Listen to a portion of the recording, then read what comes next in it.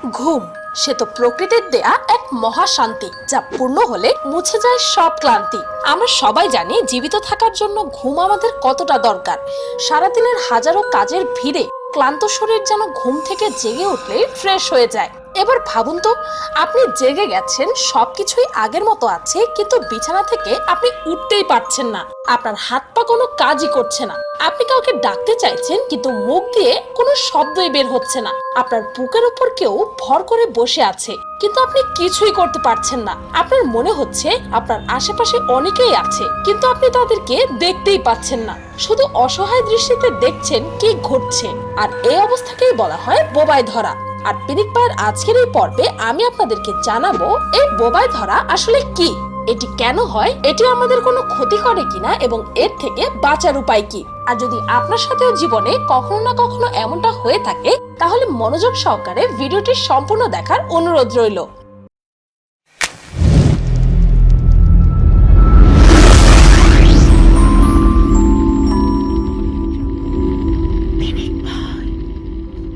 বোবায় ধরা এটা পুরো বিশ্বে অতি সাধারণ একটি বিষয়।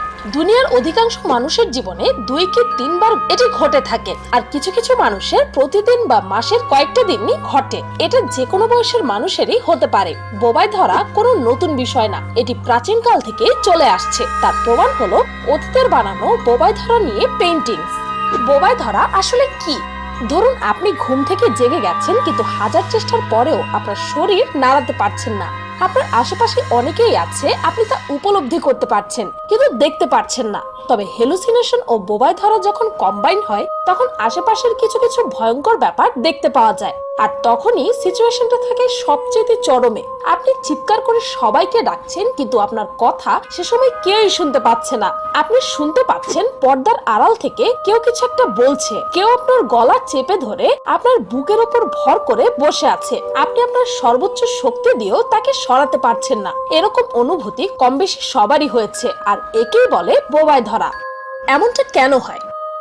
মানুষ যখন ঘুমের একটা স্টেজে পৌঁছে যায়, তখন তার চোখ পিটপিট করতে থাকে, যাকে বলা হয় র্যাপিড আই মুভমেন্টস অথবা REM চক্র। আর তখনই মানুষটি স্বপ্ন দেখতে থাকে। ঘুমের মধ্যে এই চক্র চলাকালীন মস্তিষ্ক শরীরের সকল কার্যকলাপ বন্ধ করে রাখে, কেননা মানুষ স্বপ্ন দেখে বাস্তবে তার রিয়াকশন দিতে পারে, আর এতে নিজেদেরকেই অনেক ক্ষতি করার সম্ভাবনা থাকে। তাই স্বপ্নে আমরা দৌড়াদৌড়ি, হাঁটাহাঁটি, ঘুষাঘুষি, মারামারি, কথা বলা, হাসাহাসি যাই করি না কেন, তা শুধু স্বপ্নেই ঘটে, বাস্তবে নয়। কিন্তু স্লিপ প্যারালিসিস 2 ধরনের হয়, ঘুমন্ত অবস্থায়, জাগ্রত অবস্থায়।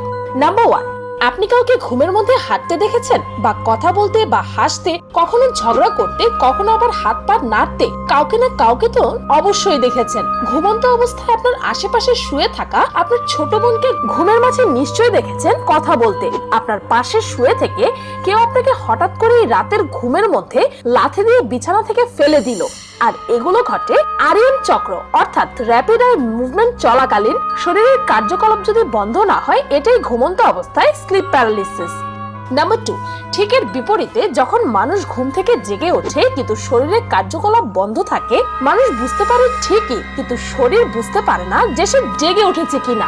এই অবস্থাকেই বলা হয় বোবায় ধরা। এটা কিছু সেকেন্ড থেকে কিছু মিনিট অবধি থাকতে পারে। মানুষ মানুষের ভাবনা থেকে স্বপ্ন দেখে, কিন্তু তা যদি ঘুমিয়ে দেখা হয়, তাহলে তো কোনো সমস্যাই নেই। কিন্তু সেই স্বপ্ন যদি মানুষ জেগে জেগে দেখে, বুঝলেন না তো? বুঝিয়ে বলছি।